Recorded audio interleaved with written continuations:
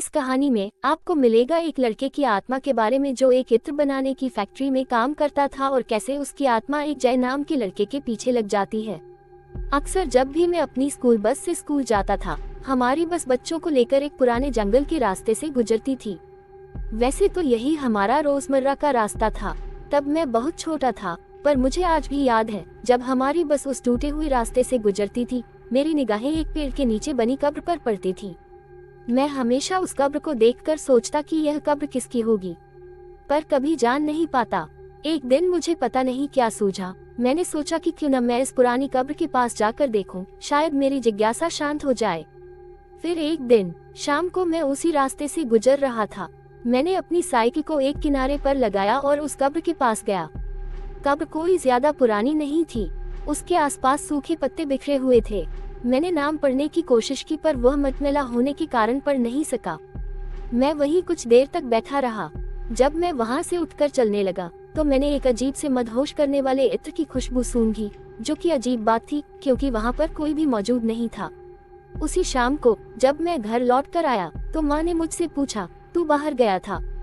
बताकर तो जाना चाहिए। मैंने अपनी माँ की ओर देखा और चुपचाप अपने कमरे में चला गया। पता नहीं मुझे क्या हो रहा था, मेरे अंदर विद्रोह के, गुस्से के और अजीब से विचार घूमने लगे थे।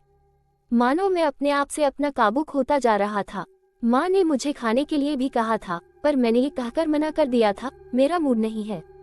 हाँ, इसलिए कहती हूँ, बाहर कुछ भी नहीं खाया कर। अब जल्दी सो जाना, सुबह जल्दी भी तो उठना है। पापा ने कहा, क्यों, कल क्या है? कल स्कूल नहीं जाना है इसे।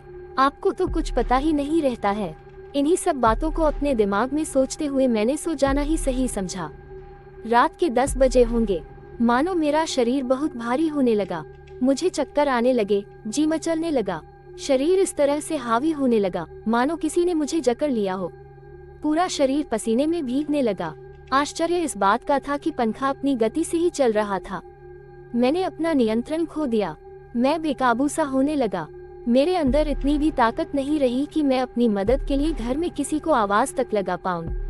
मैं जल्दी से अपने बिस्तर से उठा और घर के मुख्य द्वार की ओर दौड़ा, मानो वह बिस्तर मेरे लिए एक मृत्युशैया हो। साथ ही चीखते और बड़बड़ाते हुए मैं बाहर गया और आसमान को देखकर जोर जोर से हंसने लगा। चांद जो कि काले बादलों में छिपा हुआ था, उसके प्रकट होते ही मैं जोर से चीखने लगा। मेरी चीख इतनी भयानक और डरावनी थी, इसकी गूंज से मेरे घर वाले बाहर आए। बाहर आते हुए उन्होंने मुझे आवाज लगाई, जय, ये सब क्या है? तू इतनी रात को यहाँ क्या कर रहा है? मैं अपना आपा खो चुका था। मैंने बड़ी बड़ी आंखों से अपनी माँ की ओर देखा। ये पहली बार था कि मैंने उनके साथ इस तरह का व्यवहार किया।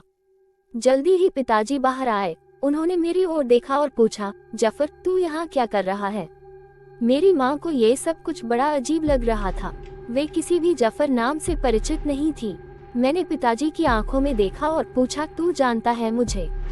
और मैं तेजी से दौड़कर वापस अपने कमरे में आकर अंधेरे में एक कोने में दुबक कर बैठ जाता हूँ, जैसे किसी से बचने की कोशिश कर रहा था।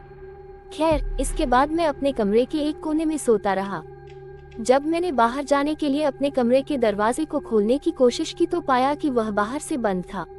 थोड़ी देर कोशिश के बाद मैं चिल्लाने लगा, मुझे बाहर निकालो, पर काफी कोशिश के बाद भी वहाँ कोई नहीं आया। करीब दोपहर तक मैं उसी कमरे में बंद रहा। फिर कुछ लोगों की बातें और उनके कदमों की आहट को मैंने अपनी ओर आते हुए सुना। थोड़ी देर के बाद उन सभी लोगों ने मेरे कमरे के दरवाजे को एक साथ खोला। उनमें सभी एक फकीर बाबा के साथ थे। मेरे पिताजी भी उनके साथ थे। वे सभी मेरी ओर तेजी से बढ़े और उन्होंने मेरे हाथ पांव को कसकर पकड़ लिया। कुछ देर तक मैं झटपटाता रहा। बाबा ने मेरे गले में एक तावीज डाला, जिसके बाद उन्होंने मेरे ऊपर एक इत्र को डाला, जिसकी महक मुझे जानी पहचानी लग रही थी। अब मैं सुरक्षित था। एक दिन मैं अपने पिताजी के साथ बैठकर खाना खा रहा था।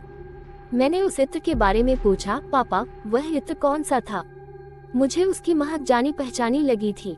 पहले तो वे कुछ बताना नहीं चाहते थे, पर उन्होंने कहा, जय, बात यह है कि जफर नाम का एक लड़का था। वह एक इत्र बनाने वाली कंपनी में काम करता था। काफी सही स्वभाव था उसका, पर एक दिन उस इत्र बनाने वाली फैक्ट्री में आग लग गई। जफर भी उसमें मारा गया था, पर अक्सर उसे उस कब्र के पास जाने वाले को वैसी ही महक मिलती है जैसी तुमने महसूस की थी। हो सकता है यह उसके साथ आने का तरीका हो। और हाँ, तुम अब इस तावीज को अपने पास ही रखना, उस कब्र से भी दूर ही रहना। इसके बाद मैं कभी उस कब्र के पास नहीं भटका, न ही वहां जाने की हिम्मत हो पाती है।